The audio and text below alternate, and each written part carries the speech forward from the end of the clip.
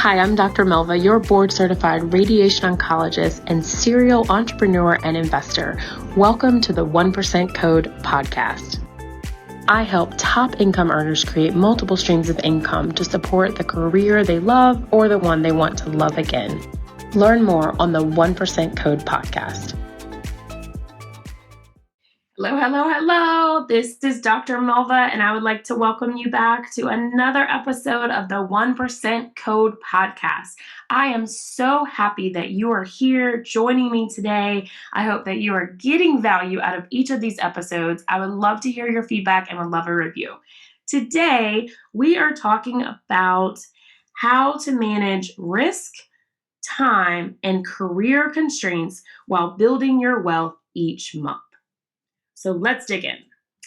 All right, so these are the main blocks that I get from my colleagues and other top income earners who are looking to diversify their incomes, add more leverage to their lives, get that walk away factor. It's Dr. Melva, I don't have the time, I don't have the money, there are career constraints, I have family obligations. Let me invite you to think differently. I want you to think like the 1%, okay? You're going to have to think very differently than you've ever thought. Or maybe you've been at this place and you haven't stayed at this place. Refer to my previous episode where I talk about mindset, what you can do for those affirmations. If you haven't listened, that has to be a part of your CEO schedule and daily routine, okay? You have to, let's start out with career, okay? I'm going to talk about career and then risk and then time. That's how I have it in my notes here. So career, you have to think differently. I want you to be clear on your career constraints. Instead of just saying, hey, I have career constraints, or I work in an academic environment and I'm not allowed to do X, Y, and Z. If you are in a job now, become very clear on what your career constraints are. Have it documented, get a good legal team, understand what you're able to do business-wise.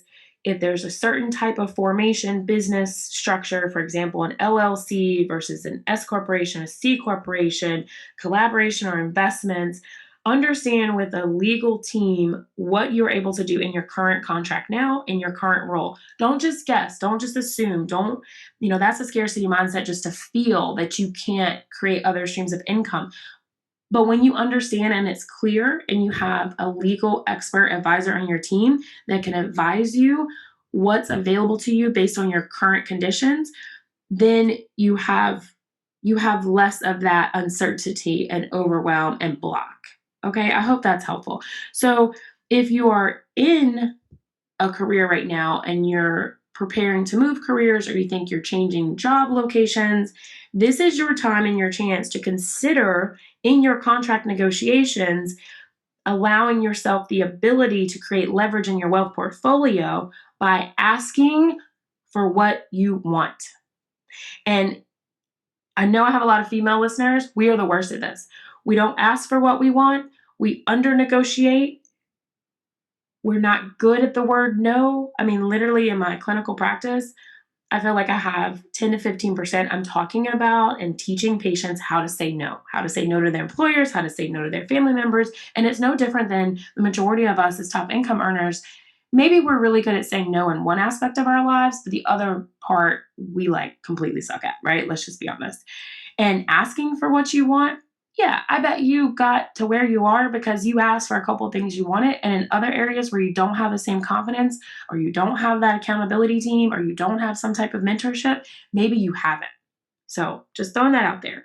So if you have an opportunity to consider in your contract negotiations, have a disclaimer, clearly define conflicts and what's not a conflict of interest, put it out there before. And I've mentioned this before, but the current job I'm employed in now, as of July 2021, I have a disclaimer in my contract that I am an entrepreneur. I have different streams of income that I had prior to this role, that the time outside of the job, I'm able to build that. I don't owe any allegiance to the position. And that was something I did, almost 6 or 7 years ago. And it came from a place of setting intentions. I knew the lifestyle that I wanted to create for myself and my family, the legacy I wanted to leave. So it was a commitment. Okay. And it was probably a risk at that time too, to be honest, because they could have said, no, we don't want you if that's who you are. So And then at that point, I would have had to decide if it was a fit or not. So things to consider. So once you're clear on your career constraints, this is now your time to seek opportunities that fit within those constraints. And if you don't find opportunities that fit within those constraints, you have to go back to the drawing board and figure out if you're in the right place. Now, don't be scared off by that, because when you think differently, there are tons of opportunities for you to create additional streams of income, diversify your portfolio, that can fit within your career constraints. And if you feel that there's absolutely nothing that you can do and you talk to your legal team, then we have to go to a plan B. Okay. And maybe I'll bring on an expert, a guest who can give you some inspiring stories about how they accomplish that, because it is possible. It is possible. Okay. Number 2, risk. I know you guys are busy. So I get excited about these things though, because we have to knock down these objections. That's how you're going to grow. Like you just have to. Okay. So risk. First of all, when I think of risk, I think of calculated risk. I think of risk evaluation. Like, don't just have the word risk and high risk and scared of the risk out there. Qualify it. Put a number around it. Put the term around it. When you're general like that, you're shooting yourself in the foot.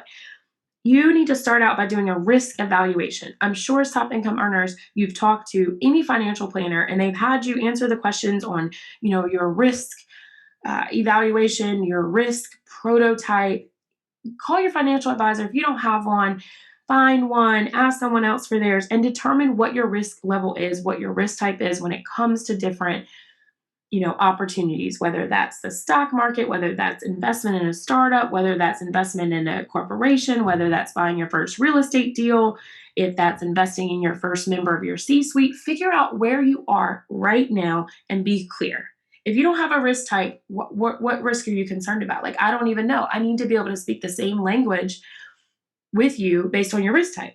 Okay. And then I want you to do an inventory of wealth streams that match your risk tolerance. Start where you are, like prosper where you are. Don't allow FOMO, FOMO, fear of missing out. For those of you new to it, don't allow that to get in your way.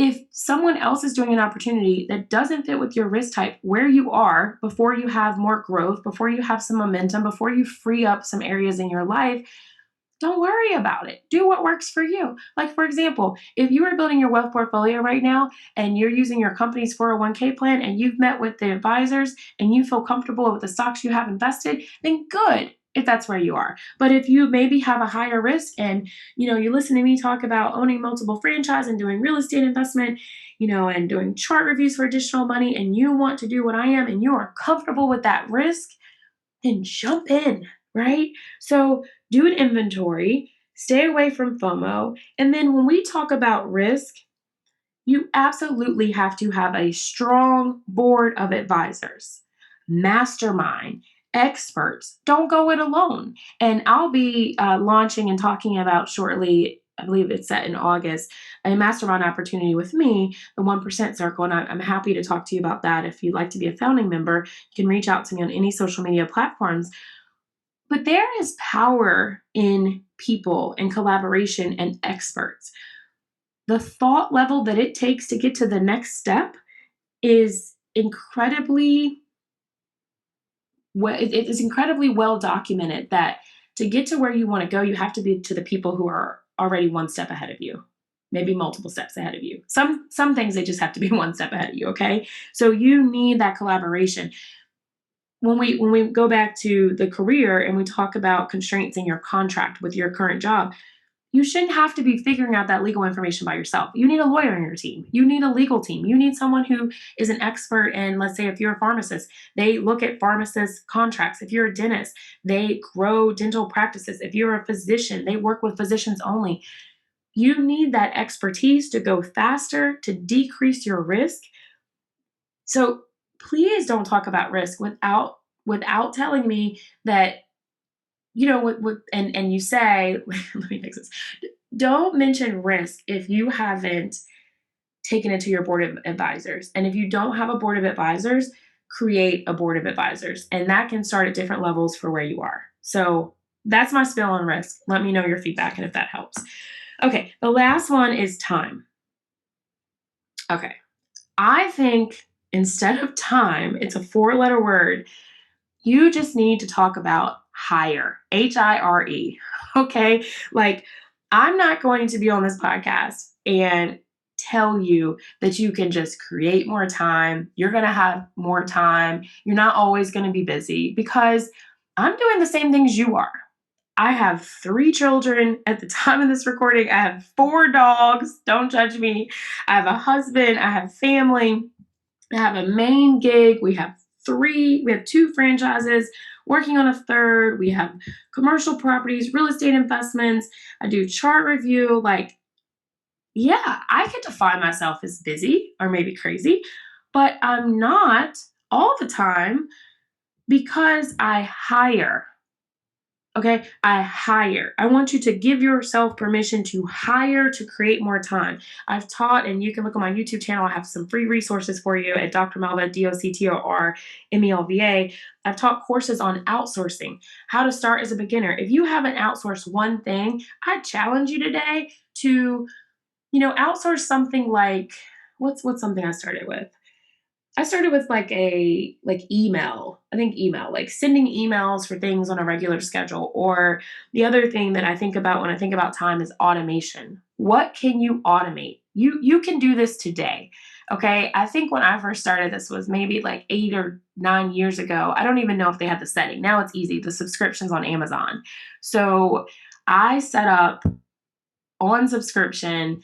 I think I had toilet paper, toothpaste, soap, like the essentials to keep us clean and healthy, right? I just set that up on a schedule. And I believe when I first started, the other one that I use is Target because I have the red card. So I save like 5% at Target, and you can set it up on subscription. And when they first started, you had to really pick the timelines. Now I think you can do it on, every 6 weeks, 8 weeks. You can pick your date, you can skip a month. What else can you automate? Meal plans. Like, I love talking about meal plans. We've done everything from Gobble, Green Chef, what's the one? Purple Carrot when we were doing kind of the vegan phase. And even if you're like, I'm going to do one meal plan box every 3 months. Okay. So, like, maybe if you haven't budgeted or you're not really sure if you're going to be in town or you travel a lot, automate it. Like, take things off of your plate that are tactical that you don't have to do. That's how you create time. You're not afraid to hire when you need it. And there are different levels depending where you are. You're open to outsourcing. And again, I have an entire, we can't do this on this 15, 20-minute episode, an entire series on outsourcing and how to start. If you start overseas, or if you have, for that matter, you can start with an intern. What is it that you need help with? Okay. And I talk about how you have to take an inventory to see what you need. When you feel crushed for time, what is it that you're missing out on? What is it that you're not able to do that you want to do? So you plan to do that, and then you either hire, outsource, or automate that activity, or you eliminate it. Yeah, I said it. I said it. You eliminate it. Like, why are you even doing that? Some of the things that we're doing as top income earners, we've been doing for so long. We're ingrained in this thought that we have to continue doing it. There are areas in your life that you are spending time that you don't need to. So be okay with eliminating it. Okay. You're not going to have more time unless you do these things. So again, I'm not a proponent of, create more time. Yeah, I time block, but I time block for things that I haven't eliminated or I don't need to eliminate because I've evaluated. I time block for things that only I can do, or that I want to do, or that I love to do. And I was listening to this trainer, a mindset trainer, and coaches have coaches, mentors have mentors. So you got to have it. Strong board of advisors, we talked about. And she talked about the things that drain you or the things that are neutral, and scheduling those based on your energy. And for me, for a long time, doing bills, running different businesses, financials, it was a drainer for me. And I didn't realize it. So I personally lost a lot of time because it would just like wear me down. I would be exhausted. I didn't want to do it. And this is when procrastination comes in. So that's when I hired a bookkeeper. That's when I hired a CPA. That's when I sought out help for the task. That's when I automated some of the bill pays. That's when a lot of you probably already do paperless bills, and I looked at, okay, what is draining me and how can I eliminate that but still get it done. Eliminate it from my schedule or eliminate it altogether. So obviously bills I can't eliminate unless, if I wasn't running businesses, I wouldn't have any bills. And I remember talking to one of my line sisters, and she's probably listening today. We were, I think we were at one of our weddings, and I was going through like the list of bills and things I had to do. And she looked at me, and this is when risk comes up. And she's like, Melva, that's because you're doing a million things. She's like, I'm only paying like $3,000 or $4,000 a month. And I was like, oh, you mean I do things that are risky? Oh, I'm doing a lot. And I didn't even realize it. But I just say that to say, you're not going to have more time. You have to get help. You have to be willing to add people to your team that add hours to your day. Okay, that's how I'm going to sum this up. You have to add people that can add hours to your day, and then you have to do those other things we talked about. So is this hitting home? Is this helping? I would love your feedback.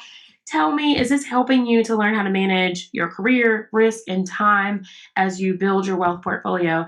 I hope that you have gotten value today. I hope that I'm helping you to think differently. Think like the 1% Code. For more of Dr. Melva and the 1% Code, please join me in my Facebook group, the 1% Code Collective. I cannot wait to hear your feedback, get your 5-star review, and see you on the next episode. Thanks for listening. If you enjoyed this episode and you'd like to help support the 1% Code podcast, please share with others, post about it on social media, or leave a rating, and I would love your 5-star review. To catch all the latest from me, you can follow me on all social media channels at Dr. spelled out DoctorMelva at Dr. Melva. And I want to make sure that you and anyone else you know that would benefit from the 1% Code podcast is a member of my private community on Facebook, the 1% Code Collective. I would love for you to join me there. Link in the bio. Thanks again, and I'll see you next time.